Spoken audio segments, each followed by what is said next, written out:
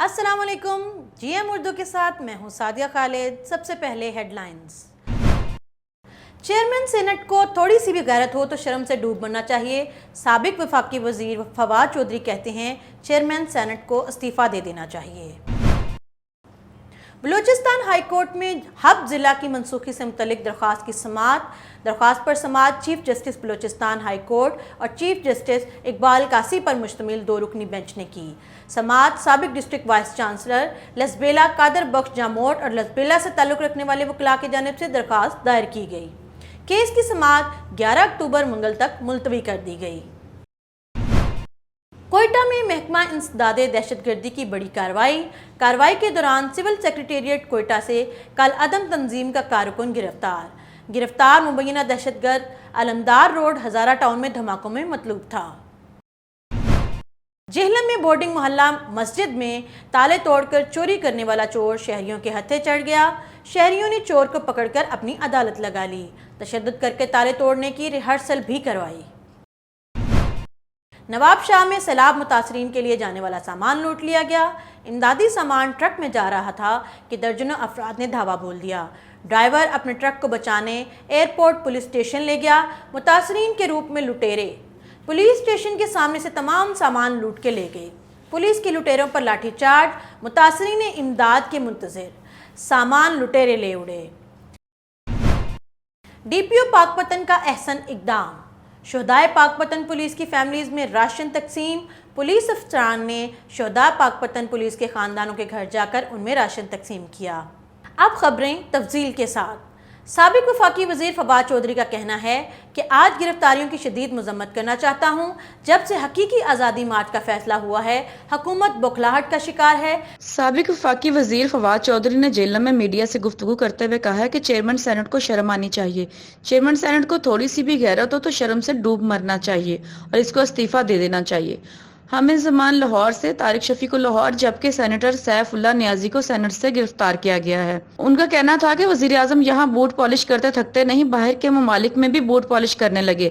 نواز شریف، مریم نواز دونوں پاکستان نہیں آئیں گے۔ آج کی گرفتاریوں سے ماحول کو خراب کیا گیا ہے۔ لانگ مارچ کی تاریخ قریب آ گئی ہے۔ پورے پاکستان کی عوام سے کہنا چاہتا ہوں کہ یہ آخری موقع ہے، پاکستان کی حقیقی آزادی کے لیے باہر نکلیں۔ 1-2 دن میں لانگ مارچ کی تاریخ کا بتا دیا جائے گا۔ سرگودا میں یونیورسٹی میں ریاض شاد ہم نصابی فورم کے زیر اہتمام پروقار محفل میلاد مصطفیٰ صلی اللہ علیہ وسلم کا انعقاد کیا گیا، جس میں طلباء و طالبات نے بحضور نبی آخر الزماں حضرت محمد صلی اللہ علیہ وسلم کے لیے ہدیہ نعت پیش کی، جبکہ مقررین نے سیرت النبی کے مختلف پہلوؤں پر روشنی ڈالی۔ مزید تفصیلات جانتے ہیں ہمارے سرگودا سے بیورو چیف مہر ساجد شاکر اس رپورٹ میں۔ جی مہر، آگاہ کیجیے گا۔ نبی آخر الزماں حضرت محمد صلی اللہ علیہ وآلہ وسلم کا حسن اخلاق پوری انسانیت کے لیے نمونہ ہے۔ بطور مسلمان اور انسان ہمیں نبی کریم کے اعلیٰ اوصاف کو اپنانا چاہیے تاکہ معاشرے میں امن و سلامتی اور بھائی چارے کو فروغ ملے۔ ان خیالات کا اظہار vice chancellor Sargodha university professor doctor کیسر عباس نے پروقار محفل میلاد کی تقریب سے خطاب کرتے ہوئے کیا۔ وائس چانسلر نے کہا کہ نبی کریم کی حیات طیبہ سے ہمیشہ انسانیت، مساوات، احترام، برداشت، خوش اخلاقی اور قربانی و اثار کا درس ملتا ہے۔ نبی کریم تمام جہانوں کے لیے رحمت ہیں۔ بحیثیت مسلمان ہمیں سیرت طیبہ کو اپنانا ہوگا۔ اگر آپ حضور پاک کی زندگی کو دیکھیں، سب سے پہلے درس ہمیں کیا ملتا ہے؟ انسانیت، ہیومینٹی کا۔ ٹھیک ہے، انسانیت کیا ہے؟ انسانیت یہ ہے کہ جتنے بھی انسان اس دنیا میں آئے ہیں، اللہ تعالیٰ نے پیدا کیے ہیں، وہ ایز اے انسان، ایز اے ہیومن بینگ سب برابر ہے۔ محفل میلاد میں نعت خواں طلبہ و طالبات نے ہدیہ عقیدت پیش کیا۔ بخشش تیری آنکھوں کی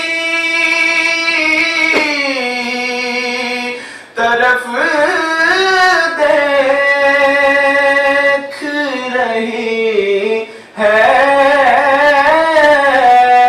چیئرمین شعبہ علوم اسلامیہ و عربی ڈاکٹر فیروز الدین شاہ نے کہا کہ نوجوان نسل کے دل میں عشق محمدی کے حرارت اور حدت کو مضبوط کیے بغیر سرکار دو عالم کے اخلاق، آپ کی تعلیمات اور اسوہ حسنہ پر عمل کرنا مشکل ہے۔ محبت ایسی چیز ہے جو عمل کو آسان کر دیتی ہے۔ عشرۂ شانی رحمت للعالمین کے سلسلہ میں منعقدہ اس مرکزی محفل میں استاذات، طلبہ اور سٹاف نے کثیر تعداد میں شرکت کی۔